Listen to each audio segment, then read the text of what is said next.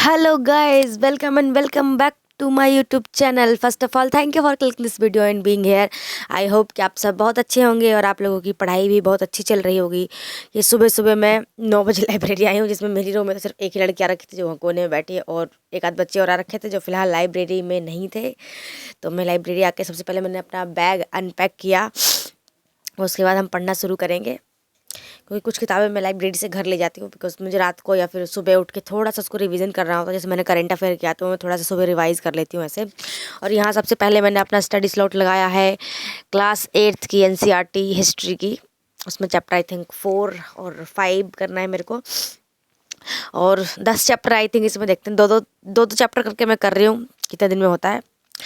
और उसके बाद फिर हम 12th पे जाएंगे, क्योंकि 8th के बाद 9th 10th और 11th का मैं वैसे अभी नहीं करने वाली हूँ।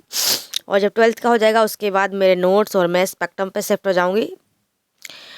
और उसके बाद फिर और साइंस की NCERT के लिए सॉरी टू से बट आपको 6 से 10th आई थिंक 11 12th की भी NCERT पढ़नी पड़ सकती है, क्योंकि BPSC का लेवल साइंस का बहुत हार्ड होता जा रहा है। और अगर आपका साइंस बैकग्राउंड नहीं है तो फिर तो आपके लिए साइंस बहुत ही बड़ा मतलब बड़ी परेशानी बन सकता है।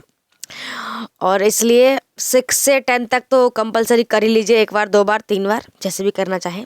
8 तक तो ठीक है, 6 7 की कम NCERT है। जो 9th और 10th की है वो बहुत इम्पॉर्टेंट है, वो अच्छे से कर लेंगे तो आई थिंक न्यूमेरिकल भी बन जाएंगे। और मैंने ऐसे सोचा है कि मैं 11th और 12th क्लास की बायोलॉजी की बुक मंगा लेती हूँ और बायोलॉजी भी कर लेती हूँ, क्योंकि बड़ा अभी जो पिछला BPSC था उसमें बड़ा अटपटा क्वेश्चन पूछा था बायोलॉजी का, जो ऑब्वियस है 11th क्लास के NCERT से था। तो अभी मैं मंगा लूँगी वो किताब। मतलब मैं किसी दिन मुखर्जी नगर जाऊँगी तो मैंने पता कि ऐसे 400-500 तक मिल जाएगा। यहाँ पे सेकंड हैंड तो नहीं मिल रहा है, खैर वही लेना पड़ेगा। क्योंकि फिजिक्स केमिस्ट्री में क्या है, आपको फार्मूला वगैरह आता है तो न्यूमेरिकल करना आपके लिए आसान हो जाता है, बट बायोलॉजी में तो पूरा रट्टू तोता बनना पड़ेगा, बिल्कुल रट्टाफिकेशन करना ही पड़ेगा हर हाल में। और यही था जो धीरे धीरे मैंने लगभग तो आपको सारा NCERT बता ही दिया है, कौन सा करना है, क्या करना है और कैसे करना है। इकोनॉमी बच गया, तो इकोनॉमी में मुझे मतलब मैंने पढ़ा है, ये मैं नहीं बोल रही बिल्कुल मैंने नहीं पढ़ा है। मैंने मतलब थोड़ा बहुत ही इकोनॉमिक पढ़ा है, इकोनॉमी, और ज़्यादा तो नहीं पढ़ा है, क्योंकि उस BPSC का कुछ पता नहीं है ना इकोनॉमिक्स में वो क्या पूछता है, बिल्कुल समझ के बाहर है।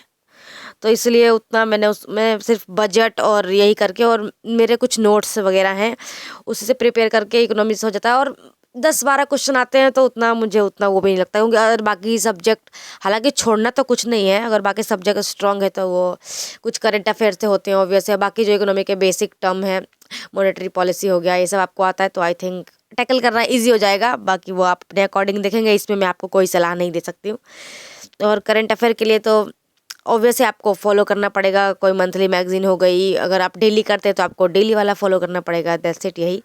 और पता नहीं क्या चल रहा है दुनिया में, अमेरिका ने वेनेजुएला पर कब्जा कर लिया, बताओ। मतलब जिसके पास पावर है वो कुछ भी कर सकता है। और अब कोई सा देश कुछ नहीं बोल रहा। अगर ऐसा कुछ भारत ने कुछ किया होता, कुछ भी ऐसा किया होता ना, तो सबके सब ऐसे आ जाते हैं कि बस। और यहाँ पे मैं किसी का खून पी रही हूँ, नहीं यार खून नहीं है, ये ABC जूस है बेसिकली। थोड़ा थोड़ा हेल्थ का ध्यान देना भी बहुत ज़रूरी है।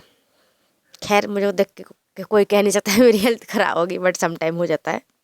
और मैं बिल्कुल नहीं चाहती हूँ कि मैं जरा भी बीमार पड़ूँ, ताकि मेरे एक भी दिन का जो पढ़ाई है वो मिस हो जाए।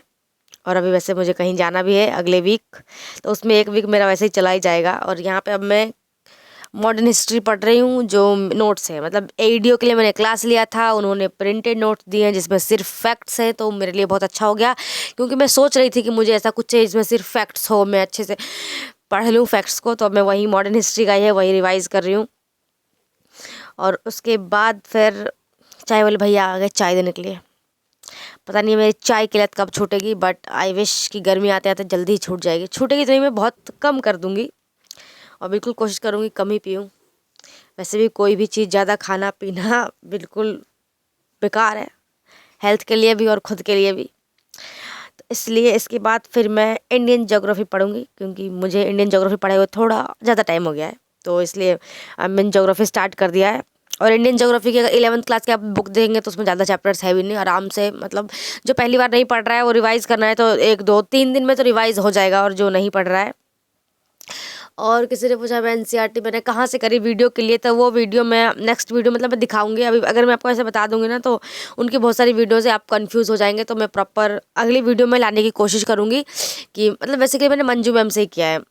PW की है एक मैम, पहले तो वो निर्माण IAS और दीक्षांत IAS इन सब पे पढ़ाती थी, अब वो PW में पढ़ा रही हैं। तो उन्हीं से मैंने किया है ज़्यादातर, मतलब हिस्ट्री की भी, ज्योग्राफी की भी और पॉलिटी की भी। बहुत अच्छा पढ़ाती हैं, मुझे बहुत अच्छा लगा। मैं आपको बताऊंगी अगले वीडियो में। अगर आपको अच्छा लगे तो आप बिल्कुल पढ़ सकते हैं उनसे। और मोटिव तो यही है यार, आपको समझ में आना चाहिए और अच्छे से आपके दिमाग में रहना चाहिए जो भी आपने फैक्ट्स वगैरह जो भी पढ़े हैं। और ज्योग्राफी, फिजिकल ज्योग्राफी जो बहुत हार्ड लगती है मेरे को तो, और स्पेशली जो वर्ल्ड ज्योग्राफी होता है ना, ये नदी कहाँ है, ये पठार कहाँ है तो इसके लिए मैं ऐसा कुछ सोच रही हूँ, कुछ देख रही हूँ कि क्या ट्रिक अपनाई जाए जिससे वो इजीली याद हो जाए। वैसे तो मैं वही करती हूँ, मैं वर्ल्ड मैप लेती हूँ। अगर मुझे माउंटेन करना है तो मैं वर्ल्ड मैप में वो सारा माउंटेन ऐसे फिल कर देती हूँ कि यहाँ ये होगा, यहाँ ये होगा। तो इससे क्या हो, मुझे लॉन्ग रन में याद रहता है।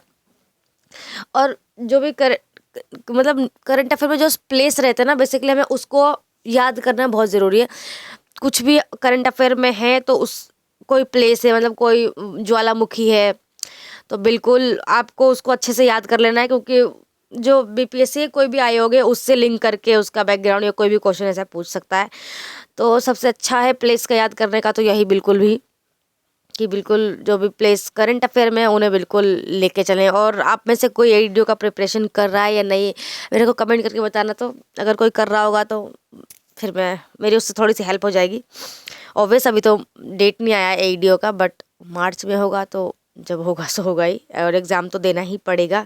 और दिल्ली में बहुत ठंड होने लगी आजकल। आई नो कि बिहार में भी बहुत ही ठंड हो रही है, बट अब लाइब्रेरी से जाने का टाइम हो गया और ये लोग इतनी बातें करते हैं, दिमाग ख़राब कर देते हैं बातें इन द सेंस कुछ ना कुछ लगा ही रहता है। कई बार तो मुझे टोकना पड़ता है कि धीरे बात कर लो, धीरे बात कर लो। हालांकि अब मेरी सीट इनसे दूर हो गई है फिर भी। और ये पूरा एकदम, ये 8 बज रहे हैं और पूरा एकदम अंधेरा। और इधर साइड तो ये लाइट अब सही हो गई है, पिछली वीडियो में लाइट ख़राब थी, वो यहाँ जाने में तो बहुत ही डर लगता था क्योंकि ये बिल्कुल अंधेरा हो जाता था। तो आज की वीडियो में इतना ही था guys, thank you for watching, bye bye. Next video में मिलेंगे। Please like share and subscribe my video, bye bye.